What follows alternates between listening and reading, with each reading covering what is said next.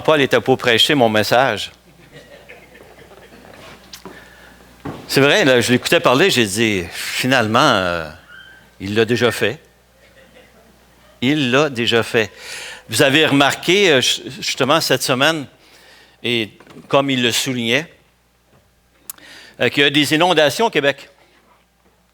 Est-ce que vous avez vu ça? Est-ce que vous avez pris le temps de voir qu'il y a des inondations au Québec?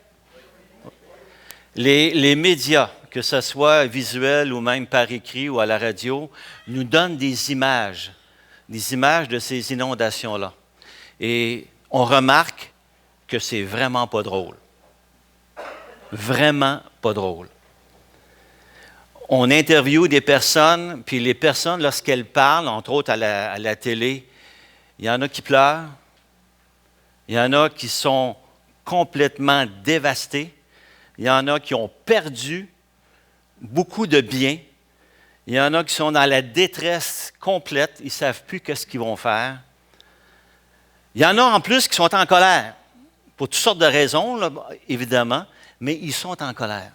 Mais on voit, je pourrais dire, au pouce carré, là, de la détresse, de la souffrance, de façon éhontée. Vous avez remarqué ça? Et si, autre chose aussi, c'est que nous, lorsqu'on voit ça, qu'est-ce qu'on fait? Nous qui sommes ici, la Granby, on n'a pas d'inondation, nous, là. Ça va bien, il n'y a plu énormément cette semaine, mais en général, nos terrains sont peut-être détrempés, mais il n'y a pas d'inondation. On les regarde à la télé, on les voit. C'est quoi notre réaction? Souvent, puis moi je l'ai fait cette semaine, puis peut-être plusieurs d'entre vous, on a prié pour eux. Moi, j'ai prié pour eux. Prié pour que Dieu les réconforte. Mais c'est tout ce que j'ai fait. J'ai prié. C'est bien. Mais est-ce que mes prières, oui, peuvent, parce que Dieu travaille, et Dieu est souverain, et Dieu est puissant, mais personnellement, je ne me suis pas déplacé pour aller les voir et aller vivre leur souffrance avec eux. Jésus, ce n'était pas son cas, lui. Jésus, il a toujours répondu aux besoins des personnes qui se sont présentées devant lui, surtout les personnes qui souffrent. À un moment donné, un jour, il y avait ce lépreux, un homme rejeté, complètement défiguré par la lèpre. Jésus l'a reçu, puis Jésus l'a guéri. Il y a cet homme, un autre jour, qui avait une main complètement desséchée. Dans la synagogue, les gens étaient pour regarder, est-ce que le jour du sabbat, Jésus va le guérir? Jésus lui a tout simplement demandé de présenter sa main. Et il a été guéri instantanément. Jésus a vu sa peine, sa douleur, son incapacité, et il l'a guéri. À un moment donné, il y avait ce centurion romain, un non-croyant ou un non-juif, je pourrais dire. Son serviteur était malade. Il envoie des serviteurs demander à Jésus de venir à la maison. Il a tellement confiance que Jésus peut faire quelque chose. Les serviteurs lui reviennent et le serviteur a été guéri. Jésus a pris soin de ce besoin-là.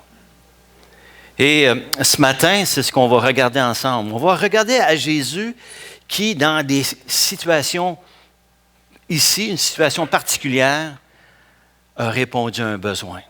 Un besoin qui était profond. Un besoin qui était une détresse pour la personne, en l'occurrence. Et c'est pour ça que ce matin, je vous demande de regarder ensemble une circonstance de la vie de Jésus où il a démontré de la compassion. Et on va le voir à partir de l'Évangile de Luc, à partir du chapitre 7 et à partir du verset 11. Alors, je vous demande de prendre ensemble le texte dans cet évangile, dans l'Évangile de Luc, au chapitre 7 et à compter du verset 11.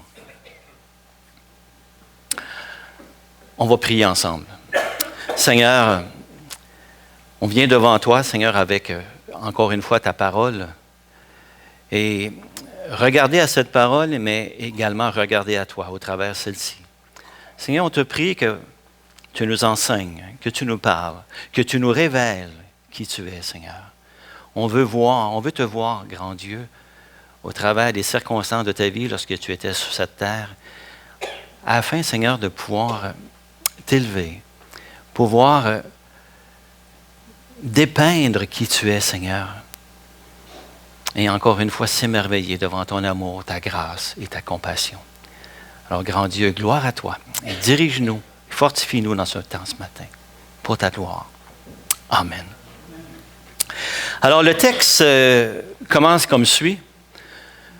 Le jour suivant, Jésus alla dans une ville appelée Naïn. Ses disciples et une grande foule faisaient route avec lui. Lorsqu'il fut près de la porte de la ville, voici, on portait en terre un mort, fils unique de sa mère, qui était veuve. Et il y avait avec elle beaucoup de gens de la ville. Le Seigneur, l'ayant vue, fut ému de compassion pour elle et lui dit, « Ne pleure pas. » Il s'approcha et toucha le cercueil. Ceux qui le portaient s'arrêtèrent. Il dit, « Jeune homme, je te le dis, lève-toi. » Et le mort s'assit et se mit à parler. Jésus le rendit à sa mère. Tous furent saisis de crainte et ils glorifiaient Dieu, disant, « Un grand prophète apparu parmi nous, et Dieu a visité son peuple. » Cette parole sur Jésus se répandit dans toute la Judée et dans tout le pays d'alentour. Cet épisode de la vie de Jésus vient après le début de son ministère en Galilée. Un ministère où que Jésus a commencé tout simplement qu'à prêcher dans des synagogues, à guérir des personnes, à délivrer des démoniaques. Et au fur et à mesure de son pèlerinage, je pourrais dire, parce que Jésus se promenait de village en village, il y avait toujours une foule nombreuse qui de plus en plus grandissait autour de lui. Les gens étaient curieux, les gens étaient impressionnés par le ministère de Jésus, par les miracles, par son enseignement, et les gens le suivaient. Il y avait toujours autour de lui beaucoup de personnes. Et là, actuellement, ce texte, c'est juste après le sermon sur la montagne. Sermon qui a été un enseignement extraordinaire, et là, les gens ont suivi Jésus. Jésus se retrouve pas tellement après à Capernaum, là où en général il était son pied-à-terre, et il y avait beaucoup de gens qui le suivaient. Puis là, en plus, il y a ce centurion qui vient le voir et il guérit son serviteur. Les gens sont impressionnés. Les gens entourent Jésus et le suivent partout. Et là, le texte, ce matin, il nous dit, le jour suivant, Jésus s'en alla dans une ville appelée Naïn. Petite ville, Naïn, située à 40 km de Capernaum. Ça prend une journée de marche pour se rendre de Capernaum à Naïn. Une journée de marche. Ça veut dire qu'ils ont dû partir le matin. Pourquoi que Jésus s'en va à Naïn? Petite ville de rien. Naïn veut dire agréable. Cette ville-là, c'est le nom. Il n'y a pas beaucoup de monde. On calcule à peu près qu'il pouvait y avoir peut-être 200 individus à Naïn. Une ville qu'on appelle no name. Peu de réputation. Des gens bien simples qui demeurent à Naïn. Et Jésus s'en va là. Il a décidé qu'il s'en allait à Naïn. Pourquoi faire 40 kilomètres pour s'en aller là? Dieu ne fait jamais des choses au hasard. Le Seigneur Jésus a un but. Et c'est au travers le texte qu'on peut le voir. Jésus allait de ville en ville et de village en village. C'est Luc qui rapporte ça au chapitre 8, prêchant et annonçant la bonne nouvelle du royaume de Dieu. Naïn avait besoin d'entendre parler du royaume de Dieu. Les gens étaient là, étaient pauvres, étaient démunis. C'était des gens bien ordinaires. Jésus vient pour les gens ordinaires, entre autres. Jésus voit ceux qui sont les démunis, ceux qui sont des exclus, des gens comme Anaïn. Il n'y a pas grand monde qui se préoccupe des gens de Naïn, non. Mais Jésus, oui. Les pauvres, les femmes. Jésus s'est préoccupé de ces personnes-là. Des étrangers, des lépreux. Les lépreux, ceux qu'on fuyait parce qu'ils étaient contaminés ou ils étaient impurs à cause de leur état. Jésus allait vers eux. Jésus les aime, les exclus, les pas bons, les rejetés. Et peut-être que parmi nous, nous étions comme ça avant que le Seigneur un jour vienne nous rencontrer.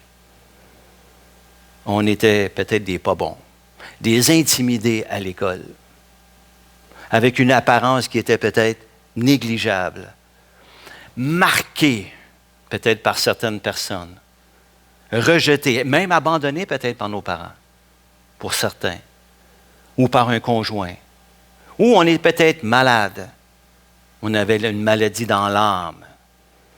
Et Jésus les voit, ces personnes-là.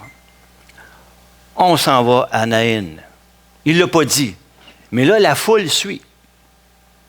Puis là, ils arrivent à Naïn, verset 13. C'est drôle. Pile lorsqu'il y a un cortège funèbre qui sort de la ville. Là imaginez la scène. Là. Jésus qui s'en vient avec une foule de personnes autour de lui. À quoi pourrait ressembler cette foule-là autour de Jésus? Il devait y avoir d'abord, il y avait ses disciples, il y avait sûrement des curieux, des gens qui suivaient Jésus juste pour juste pour le lunch. Hey, Jésus avait déjà fait des miracles. Hein? Entre autres, un miracle de la multiplication. Il y en a qui suivaient Jésus de façon opportuniste. Ils étaient plus impressionnés par ce que Jésus faisait que par ses enseignements. Mais ils étaient là avec lui.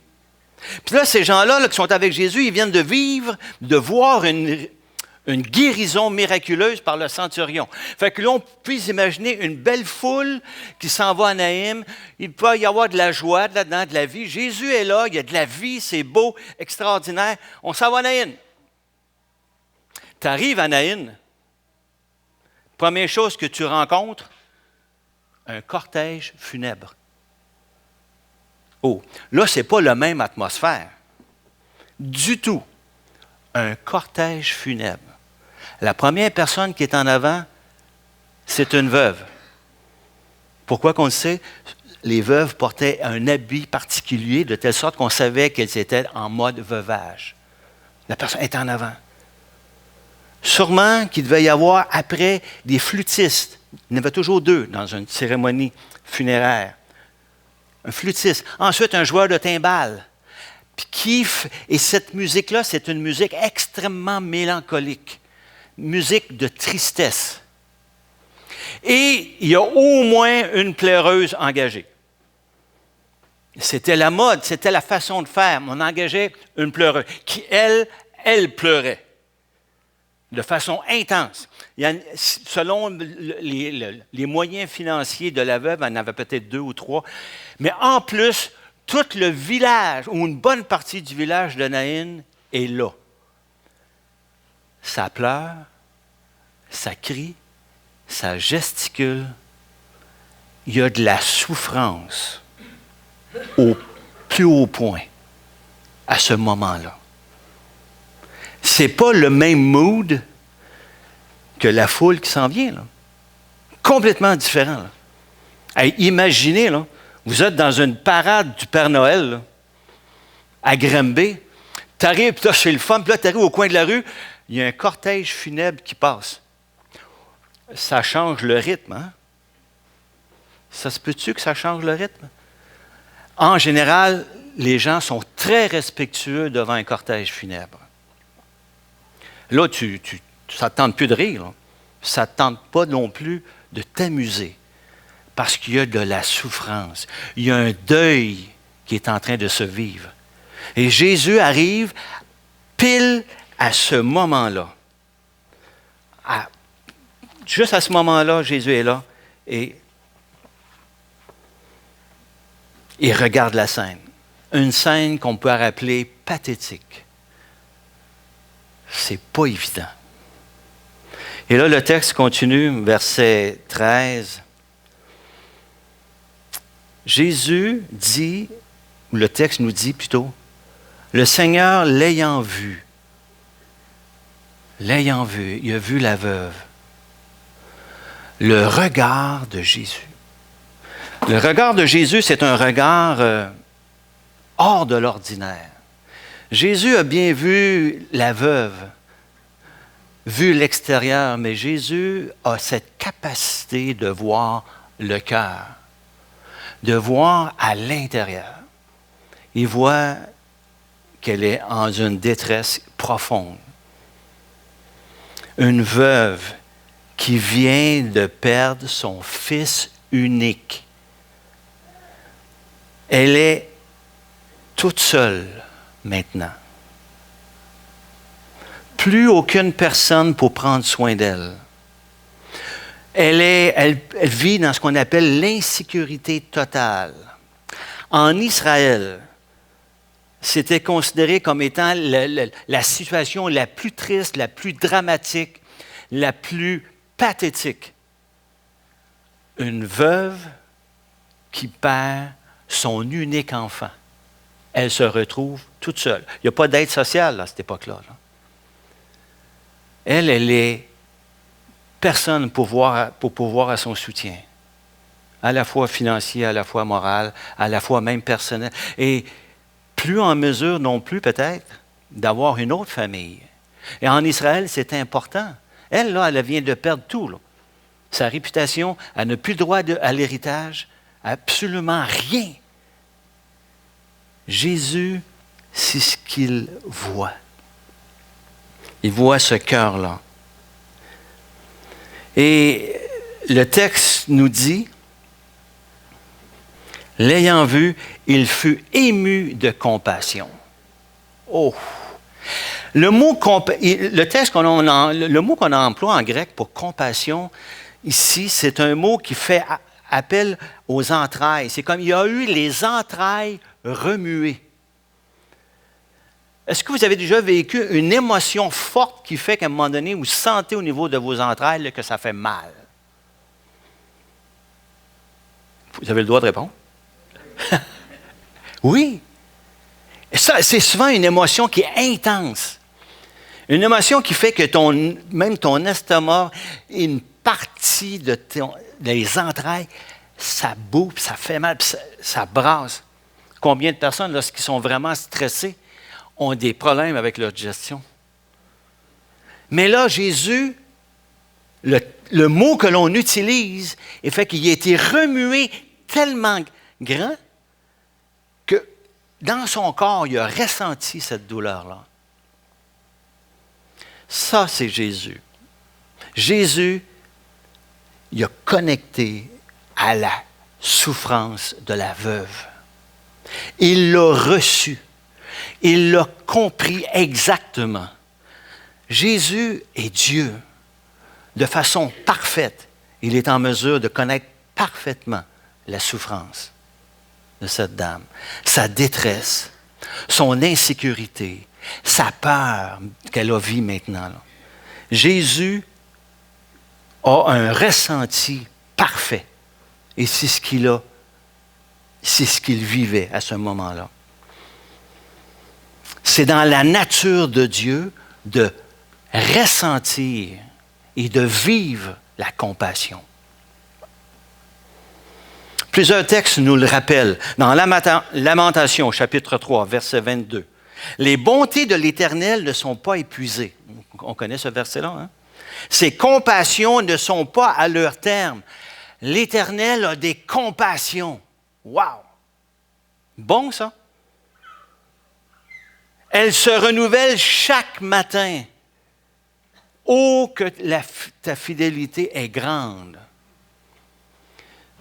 Si les compassions de Dieu se renouvellent à chaque matin, ça veut dire que Dieu est éternellement compatissant. Dieu connaît chacune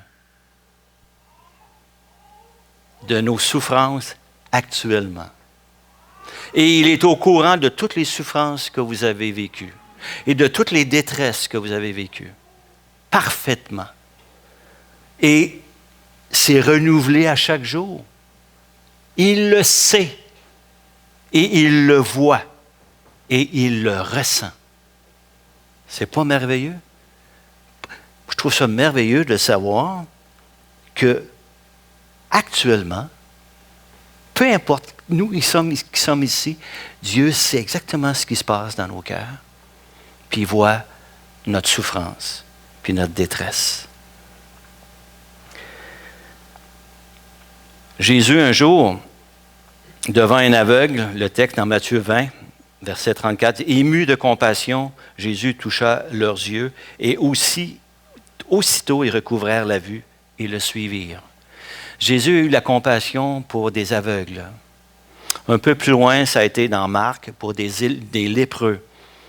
Jésus, ému de compassion, étendit la main, le toucha, ce qu'on ne doit pas faire en Israël face à un lépreux. Et il a dit, je le veux, sois pur. Et Jésus l'a guéri. Une autre fois, c'était devant une foule languissante. Une foule qui vivait le fardeau de la religion, qui était mal enseignée. Et Jésus voit cette foule et sa réaction, il fut ému de compassion devant cette foule qui n'avait pas de berger. Je suis ému, entre autres dans une autre situation, je suis ému de compassion pour cette foule car voilà 3 jours qu'ils sont près de moi et ils n'ont rien à manger. Jésus a de la compassion pour ceux qui sont affamés. Wow, c'est bon. Ça, c'est Jésus. Jésus, s'il arrivait ici, là, puis qu'il nous regarderait, il serait au courant pour chacun d'entre nous. Qu'est-ce qu'il y a dans notre cœur, puis qu'est-ce qui nous fait souffrir? Qu'est-ce qui nous rend insécures? Et si on remarque, c'est que la dame, la veuve, elle avait le cœur complètement brisé. Et je pourrais dire, si je fais un jeu de mots, ça a brisé le cœur de Jésus. Il n'a pas été indifférent à cette souffrance-là. Parce qu'il la voyait. Il la voyait. Un jour, il y a une petite fille dont la maman, c'est la première fois que la maman quitte la maison parce qu'elle doit aller à l'hôpital pour une opération. Et la jeune fille, c'est la première fois qu'elle reste à la maison, mais seule avec son papa. Puis c'est son papa le soir qui s'en va la coucher. Et juste avant d'éteindre les lumières, la jeune fille a dit, « Papa, es-tu là? » Puis lui, bien gentiment, il dit, « Ben oui, chérie, je suis là. » Puis un instant plus tard, elle dit, « Papa, est-ce que tu me regardes? » Il dit, « Ben oui, je te regarde. » Et là, elle s'est endormie. Imaginez, Dieu nous regarde actuellement. Il nous regarde personnellement. Et il nous aime. Et il a compassion de ce qu'il y a dans notre vie. N'est-ce pas merveilleux? Merveilleux? Wow! Merveilleux! Je dis souvent, wow, je devrais arrêter, là, mais yeah, c'est bon. Jésus me regarde. Il a de la compassion pour moi. Or, on sait que dans nos vies, comme on racontait tantôt, il y en a-tu de la détresse? Que ce soit un divorce, que ce soit un abandon, une intimidation, un manque à gagner, un enfant avec lequel la relation a été brisée, un enfant abandonné. Il y en a de la détresse. Et Jésus le sait et il le voit.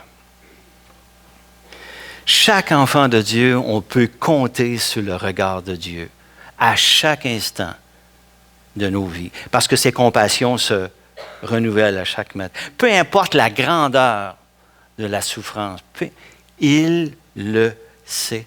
Et nous savons qu'il a les yeux fixés sur chacun d'entre nous.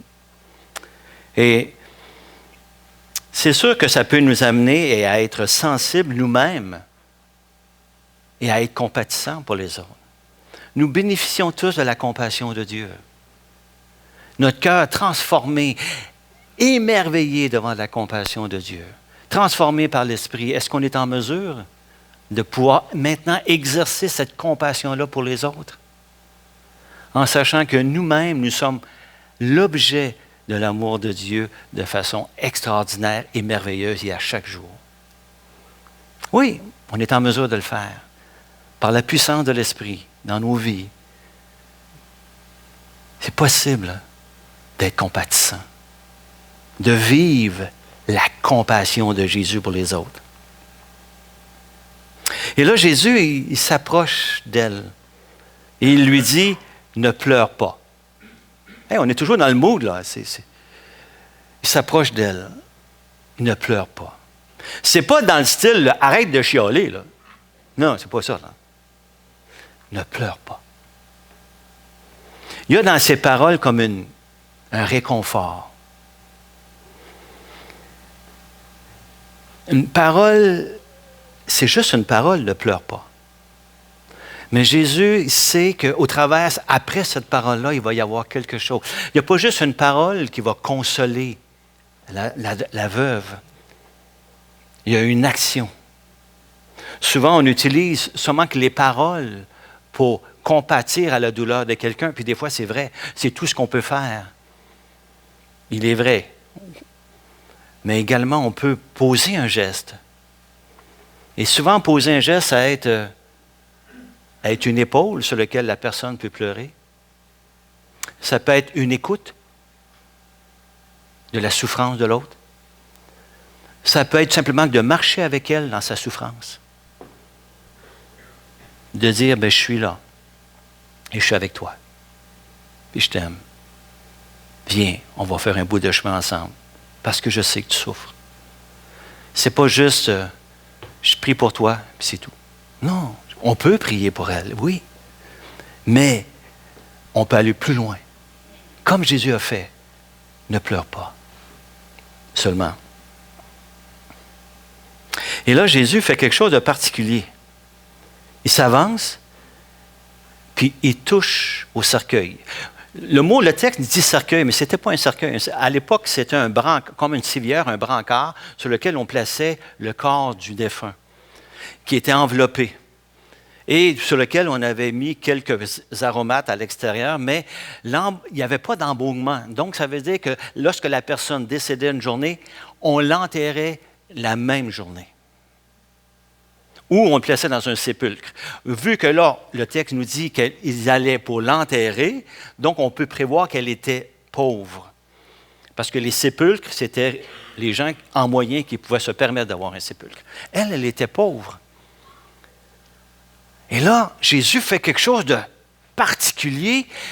Il va mettre la main sur le cercueil.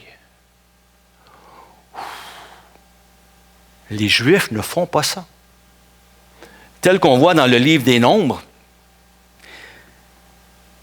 quelqu'un qui touchait un mort ou ce qui avait touché un mort était impur, souillé, et il devait passer par un rythme de purification pour pouvoir redevenir pur et pouvoir continuer d'adorer ou d'aller au temple ou de servir.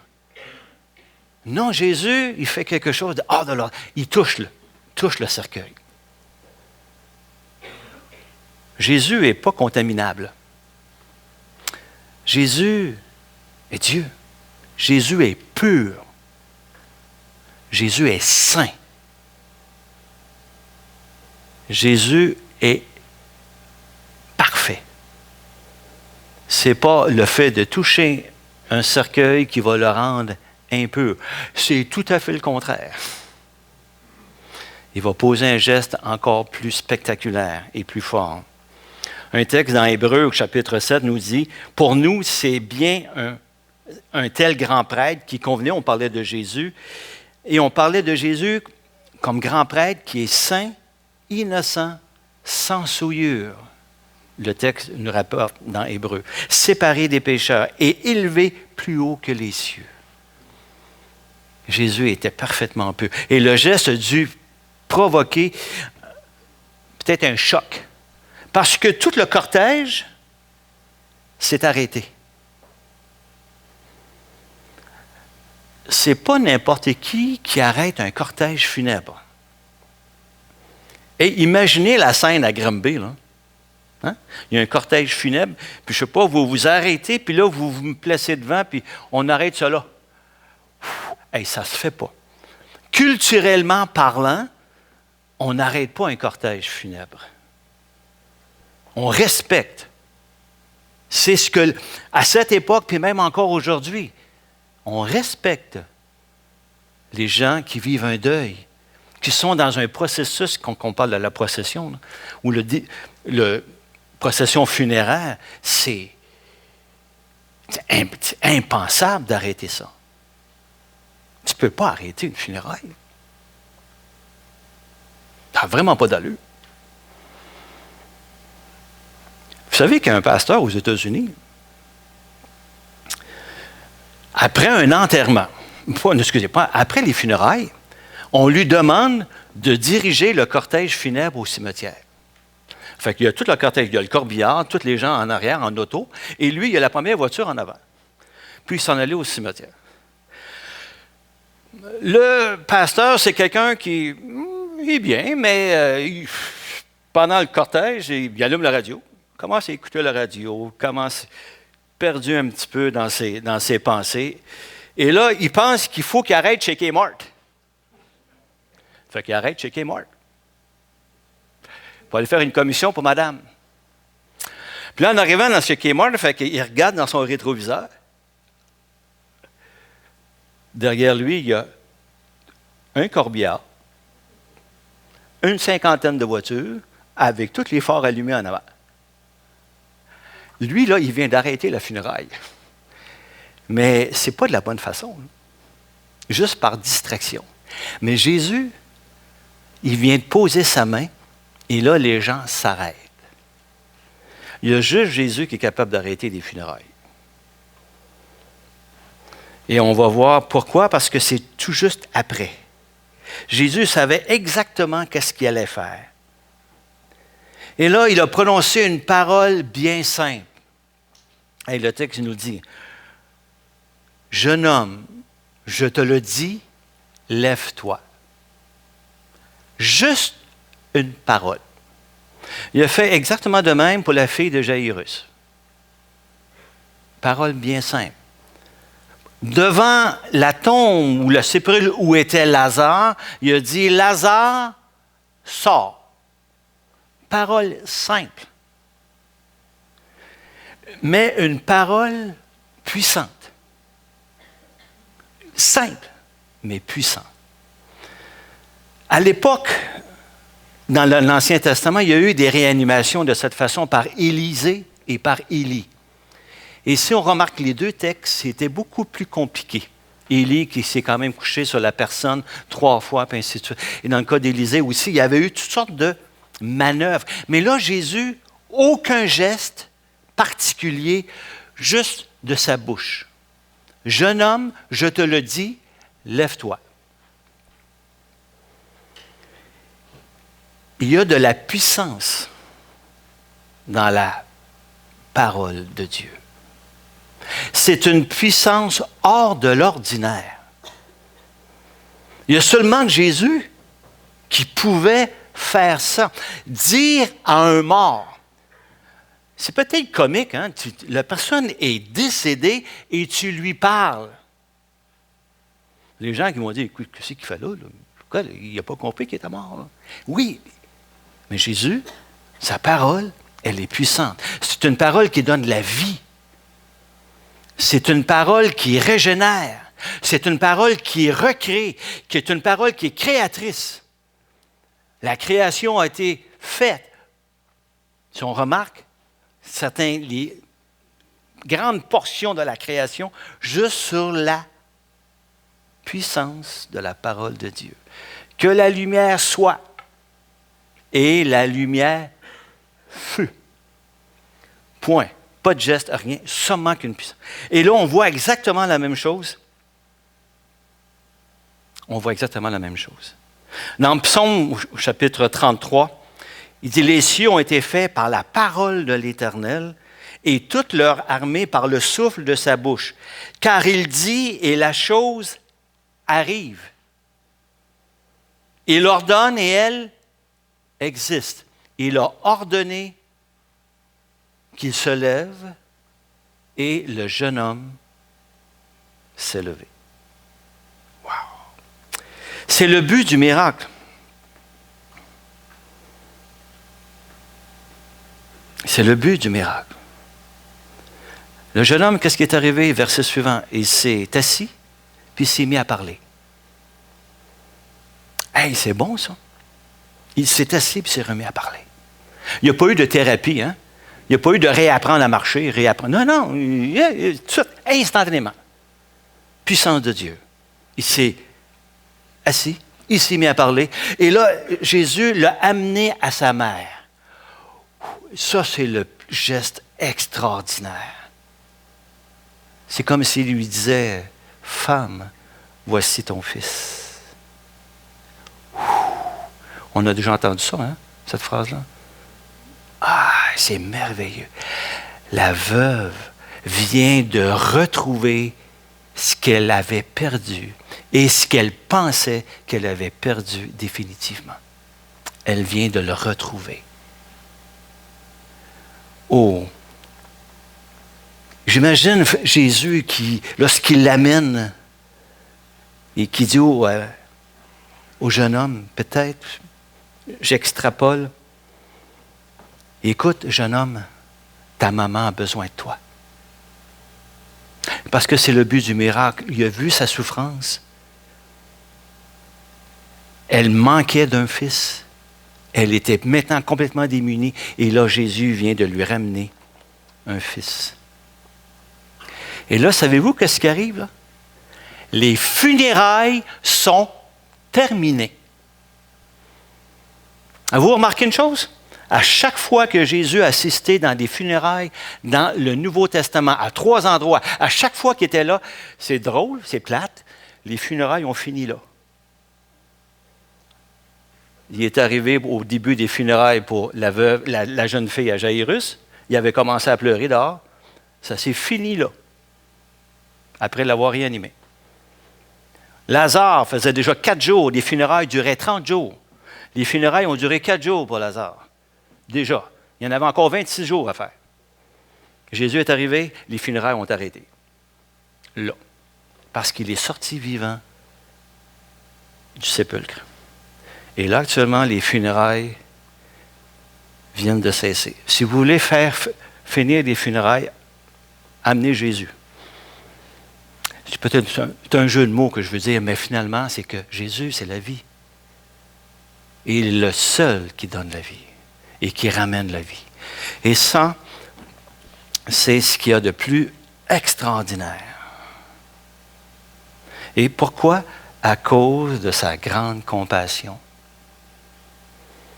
Et on remarque que par la suite, rapidement, ce qui est arrivé, les gens ont dit « Ah, c'est un prophète. » Oui, parce que ce qu'il venait de faire, ça ressemblait à ce que mais Élie et Élisée ont fait. Et la conclusion, c'est que, oh, Dieu est parmi nous. Les gens ont rendu gloire à Dieu. Pas non nécessairement à Jésus, mais ils voyaient en Jésus maintenant un prophète extraordinaire comme Élie et Élisée. Et il dit, ah, Dieu nous a visités. Ça faisait 400 ans que Dieu ne s'était pas manifesté à cette époque. Et là, pour eux, c'était wow! Là, maintenant, il n'y avait plus juste 2 foules. Une foule qui était joyeuse. Maintenant, il y avait 2 foules qui étaient joyeuses. 2 foules qui rendaient gloire à Dieu pour ce qui venait de se passer. C'est la façon que Jésus travaille. Les gens étaient rendus en train de glorifier Dieu. Et cette nouvelle s'est répandue. Hey, il y a un prophète. Il y a un prophète maintenant parmi nous. Dieu est venu nous visiter. Et on peut imaginer que cette nouvelle s'est rendue pas tellement loin, à un endroit qui s'appelle, je pense que c'est Machaüs, c'est là où était Jean-Baptiste en prison. Et le texte suivant nous parle que Jean-Baptiste a dû entendre parler de ce qui venait de se passer. Et là, il se posait la question, mais Jésus, là, est-ce que tu es bien celui qui doit venir? Et Jésus répond, les aveugles voient, les boiteux marchent, et les morts ressuscitent. Il venait juste de ramener quelqu'un à la vie, là. C'était tout un témoignage. Qu'est-ce que l'on fait avec ça maintenant pour nous? Maintenant, qu'est-ce qu'on voit? On voit la compassion de Jésus. Est-ce qu'on est en mesure nous-mêmes de vivre de cette compassion, de manifester? Nous sommes l'objet de la compassion de Dieu. Jésus est un être extraordinaire. Il voit nos souffrances. Est-ce qu'on est... Jésus, par son esprit, vit en nous? Est-ce qu'on est en mesure de voir la souffrance des autres comme Jésus la voit et de compatir à cette souffrance-là? Ici, dans la ville de Granby, dans les hôpitaux, il y a des gens qui souffrent. Dans les foyers de personnes âgées, il y a des gens qui souffrent. Dans les prisons, il y a des gens qui souffrent. C'est là qu'on envoie, entre autres, dans notre association, des aumôniers. Actuellement, à l'Église, nous prions pour que Dieu suscite des ouvriers, des aumôniers, des gens qui vont aller apporter la bonne nouvelle à des gens qui souffrent, qui ont mal, qui ont des besoins. Là où souvent que l'Évangile a de la misère à percer, on va permettre à un aumônier d'aller et d'exercer la compassion de Jésus face à ces personnes-là. Je vois mon frère Jean-Paul qui fait des signes de tête, il le fait déjà lui-même. C'est merveilleux. Est-ce qu'on peut regarder devant le Seigneur, Seigneur, est-ce que tu m'appelles à être un aumônier, et même une aumônière à Cowansville, dans notre église, il y en a une aumônière auprès des personnes âgées. Une aumônière qualifiée qui a son étiquette reconnue, qui est en mesure de pouvoir entrer et d'amener de cette compassion. Les gens ont, et je termine avec ça, les gens ont besoin, les gens aujourd'hui, là, ils n'étaient pas à Naïn. Ils n'étaient pas là, ils n'ont pas vu Jésus à l'œuvre. C'est vrai, hein? Les gens d'aujourd'hui, là, ils n'ont pas vu. Là. Mais les gens d'aujourd'hui, ils peuvent voir Jésus en nous. Ils peuvent voir la compassion de Jésus au travers de notre propre compassion. Nos épaules qui reçoivent des pleurs, notre cœur ouvert, disposé à aimer, nos oreilles toutes grandes ouvertes pour être en mesure d'écouter la souffrance, nos bras, nos mains, pour accompagner quelqu'un dans la souffrance. On est tous appelés à vivre de la compassion de Jésus. Prions. Seigneur, c'est une joie, Seigneur, de voir qu'au travers de ta parole, Seigneur, tu parles à nos cœurs. C'est toi, Seigneur, qui nous enseigne au travers tout ce que nous pouvons lire. On voit ton cœur au travers les Écritures. On voit ta personne. Et c'est ce qu'on veut garder dans nos cœurs. Savoir, Seigneur, que tu es un Dieu de compassion. Un Dieu qui aime. Un Dieu qui voit la souffrance. Et qui est en mesure, Seigneur, de pouvoir être celui qui donne l'espoir à ceux qui sont désespérés, qui du réconfort à ceux qui sont dans la détresse. Alors, Seigneur, merci. Merci pour cet encouragement pour nous. Merci, Seigneur, de nous rappeler que ton regard est constamment sur nous. Alors, grand Dieu, que ton beau nom, Seigneur, dans tout ce que nous avons pu voir et entendu aujourd'hui, puisse refléter ta personne. Grand Dieu, merci. Amen. Amen.